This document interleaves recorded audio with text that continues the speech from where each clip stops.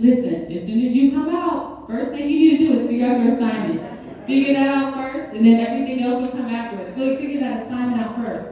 But to the youth, anytime I have a chance to speak to the youth, that's the first thing I'm telling them. The most important thing to do is to seek out God, to form that relationship with God. Praying does not have to be on your knees with your hands folded and, dear God, and, certain traditions that people have. That does not have to be how your relationship with God is. You form your relationship with God however you can, and God will then structure it and mold it to where it needs to be. But you seek God out first. Before your friends, before your family, before your loved ones, you seek God out first.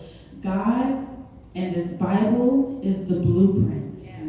They are the blueprints. You should have no questions. I have friends that call me constantly, this is going on in my life. What do I need to do? And I turn to my grandma now. Did you pray about it? Did you read this scripture? Did you look here? Did you, I've turned to at 31. But what I've learned is through reading my Bible and through developing a relationship with God, that's where my answers come from. I don't have to call anybody to ask, what do you think about this? Can you give me advice on that? I don't do that anymore.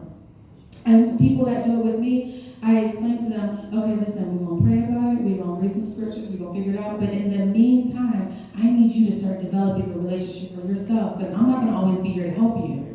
And there may be a situation that you need an immediate answer to. Just like my grandma, I used to say, my grandma, you need an immediate answer. You need to form that relationship with God so He can give you something immediate.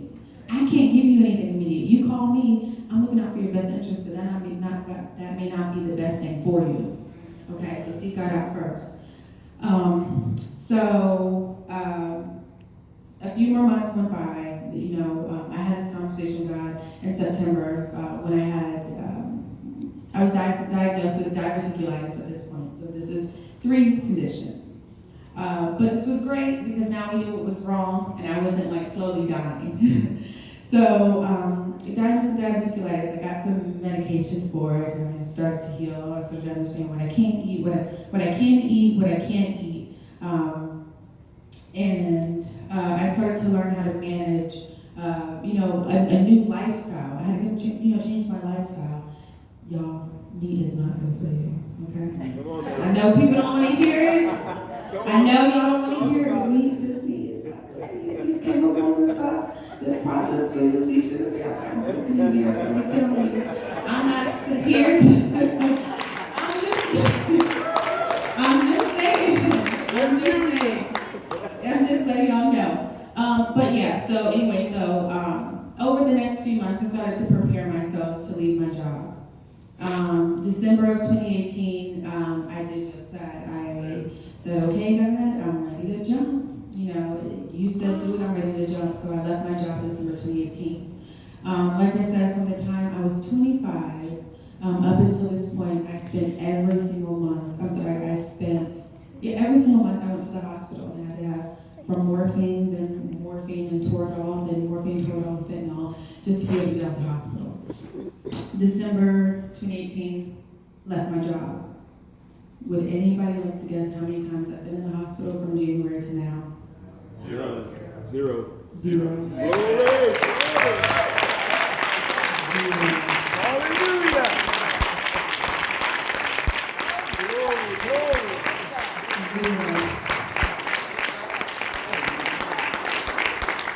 I've walked every day since. I've gotten out of my bed every day since. And like I said, I've been dealing with this since I was in 6th grade. I've gotten out of my bed every day since. I haven't had to take medication. Praise God. Glory. Now, let me tell you something. After I had my first surgery in August, before they realized, okay, I had diverticulitis as well, my insurance company started calling me every month. We would like to send you to, if you're not going to get a total hysterectomy, we would like to send you to this pain management center in Massachusetts.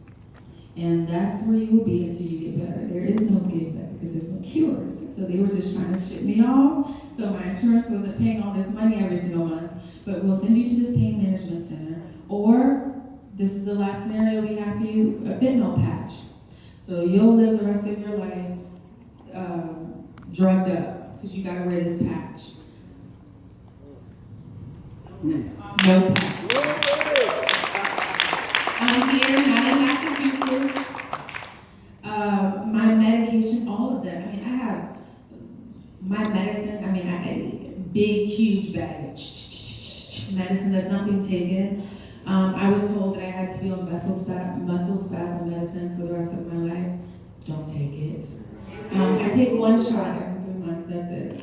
But all of the medicines that I'm supposed to be on, don't take them. Haven't had to go to a doctor since. You know, I call my doctor every now just to check on her. How you doing today? How's your day been going? So June of this year, June 2019, my sister and I opened a door and dance and fitness here in Woodbridge, Virginia.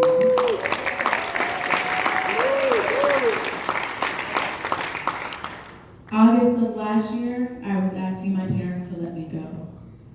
June of this year, I am laying down floors in the studio, laying down dance floors in the studio. Overnight, doing this overnight. We had a summer camp this summer. With our summer camp, I had to get up at 4:45 every morning so I could be at the studio by 5:30. Camp ended at 6 p.m., so I was not leaving before 6:30 p.m., mopping the floors and sweeping the floors every night. So I'm now up, functioning 4:30 in the morning to at least 6 p.m. at night. I'm teaching dance classes throughout the whole day. No pain. First time since I was in 6th grade that I've lived with no pain. First time since 6th grade that I lived with no pain. And it was all through obedience. It was all through me putting something that I created in my mind, this fear, right? This fear of if I leave my job, if I listen to God, I'm not gonna get any better. I'm gonna be dealing with this pain. All these things I created in my mind, right? Or that society told me, you can't leave a job like that. Have you lost your mind? All these things that I was putting in front of my faith. When I finally got bold enough, when I finally got strong enough, when I finally said, God, I need you to supply me with some strength, I was able to put my faith over my fear. Come on now. Once I put faith over my fear, what were we singing? Blessings, blessings, blessings. Every time I turn around, blessings, blessings. And that's how it's been since. When we opened the studio, the neighboring businesses came down to welcome me, and I went to some of the other businesses to welcome them as well. And people were saying, have you started your permit process yet? I'm like, bro, what? Your permit process? I'm like, what is that? And they said, oh, you got a process you have to go through. You got to get your permit. In order to get your permit, you have to have an inspection. You got to have this done, da-da-da. I'm like, all right, okay, let's do it. So I go to apply for this permit and find out through the other businesses that this is an extensive process. No one goes through inspection the first time and clears inspection. There's a lady, a neighboring business that let me know she had gone through inspection over 40 times before she got approved. All of the businesses were letting me know, this is how this works. You won't be opening up for months. One of the businesses said, listen, it took me 7 months to open because of inspections. You will be here for a while. I'm like, camp starts June 17th. It's June 13th. We don't have months. And as they're talking to me, as they're saying, now these inspections cost almost $300 per inspection. The permit itself is like $685. But the inspections itself are $200 something, and you got to go through a few of these inspections. And again, I'm like looking at them like, oh, okay, all right, oh, okay, awesome. And then I'm turning around and go back to the studio. I'm like, okay, God, this is on you. What you gonna do? Because I already said I'm out. I already said I'm not doing this anymore. You drive. These are your inspections that are coming. What you gonna do about these inspections? And so the very next day, the inspector comes. Prince William County comes, and he comes, opens up the door and says, how you doing? Hi, how are you? And he's like, when do you guys plan on opening? And I had a big summer camp sign out that says June 17th.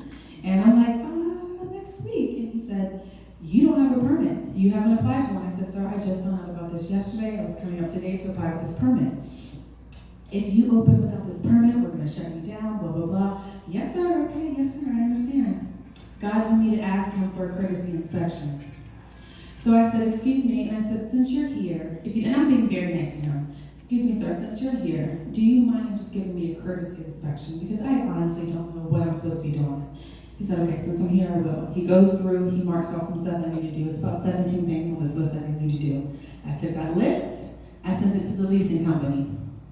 It's 17 things on this list that you need to do. And you need to do them quickly. And the leasing company saying, well, we got this to do and that to do. And I said, okay, that's fine. So what would you like me to do? Would you like me to have someone to do it and then send you the bill? What are you looking for? Because this has to be done immediately. So what would you like? And I said, okay, we can complete these things, but some of these things you have to complete. I called my mom, because my mom gets bored and she watches HGTV a lot. So she, honest to goodness, has a contractor like on speed dial. I'm not even lying. I am not lying. She'll watch something on HGTV. Oh, Dennis.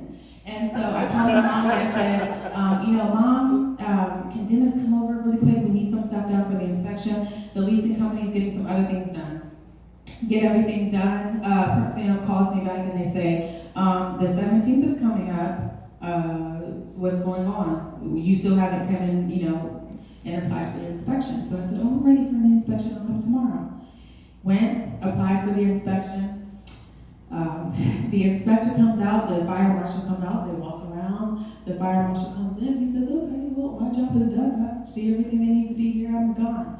The inspector says, what I'm going to do is I'm going to take the same list that I emailed you, these 17 items that need to be completed, and to make my job easier, I'm just going to go back and check and make sure that all these things are done. He goes, checks, okay, that's done, that looks good. All right, well, you should be inspecting your permit in an email in about another week. One time.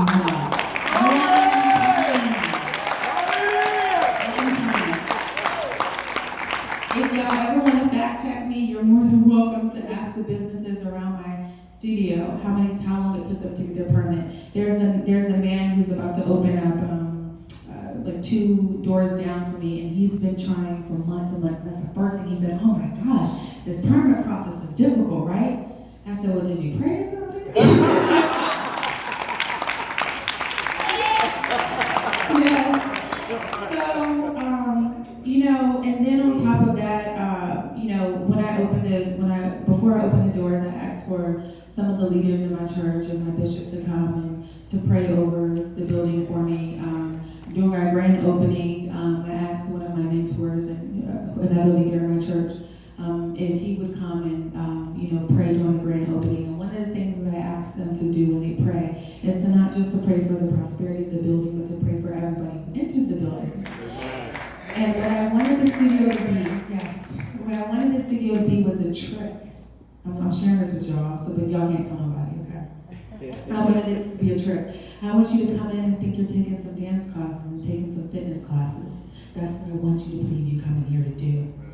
And we do it, and I charge the cheapest in this location in Prince William County. I have the cheapest prices. That's how we lure them in. That's how we go get them in. Okay, that's what we gonna do. We gonna charge them less than anybody around. Oh, we have to come to the cheap place. And she has all this experience. Why in the world would someone with this much experience, who's charging other places upwards of $85 now on the outside, I charge $145 is the last quote that I put out for me to come to another studio and teach. But you come take classes at my studio, you're not paying more than $50 a month for a class. You're not doing it. So that's what we're going to do. We're going to run it cheap. My summer camp was $125. It included lunch and included a field trip a week. Everybody kept saying, you need to raise those prices. There's no way you're going to make money. And I said, okay, all right, okay. This is not for me. I'm on assignment. I bring them in with the cheap prices. I give them great quality classes. They leave with problem solved. They leave with a closer relationship with God. They leave with the understanding that they didn't come there with. They leave with peace that they didn't come there with. They leave with joy they didn't have when they came. And it's been evident. God has shown me through things that have gone on with some of the parents that come, oh my gosh, This happened at me. This happened at work today with me. Okay, let's talk about it. Let's find a solution. I like to solve problems. I love math. I like to solve problems. Let's find a solution. And then let's pray about it. People that don't pray, I'm grabbing parents' hands. All right, let's go. Look at me like, okay, what are we doing? What are we grabbing hands for? Are we praying? We about to pray. So the same thing with some of my dancers. Some of my girls, we talk about very heavy things. I have a dancer who parents got divorced, and she was saying she didn't know how to deal with it. And one of the things we talked about is sometimes God allows things to happen so that He can propel you to do something different in the future. That's one reason why we're not supposed to judge people, because we never know what God has for them in the future, right? God can have you somewhere here right now, but He intends for you to be here, but He needs you to go through this first. So by the end of camp, she was saying, well, Miss Daveda, I think I know what I want to do when I grow up. And I said, what? I think I want to be a counselor for kids who have gone through a divorce. And I said, why do you think you want to do that? And she said, because I didn't know how to handle it at first. Now I'm strong enough and I understand how to handle it. And maybe I'm supposed to go back and help other kids when I get older. And I said, first of all, find your purpose first. So that's awesome. We talk about that at camp too. Amen. Find your purpose first. So now you found your purpose. Don't do what I did. God gives you your purpose and it says, okay, God, now I got my purpose. Now let me turn around and do the things that I want to do and pay attention to the things I want to pay attention to. Keep your focus on God. Keep your focus on God, and He'll direct you to where He needs you to be. Maybe you got to be a lawyer first, so you can make the money, so that you can open this counseling center, and you don't have to charge people as much money. Or you can say that you can come here and you can get free counseling for the kids who may not be able to afford it. So there's a path. You just have to keep your focus on God. So I just wanted to come share my testimony. And my testimony, I did want to make sure that there was some scripture behind it. So if you guys want to go to Mark 5:36.